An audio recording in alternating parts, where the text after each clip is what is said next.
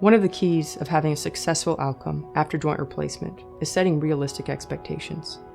I want every patient to expect the very best, but patients also need to realize that there are limitations following surgery.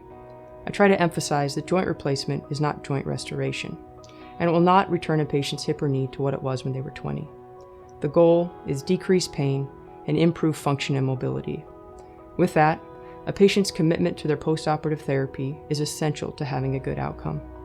The more proactive a patient is in managing their overall health prior to surgery, and the more aggressive they are in working with therapy after surgery, the better they will do. We also know that managing chronic conditions such as depression and anxiety before a major surgery has been shown to improve outcomes. In addition, doing things such as reducing the use of narcotics for patients that are using them for pain control prior to surgery has been shown to improve outcomes.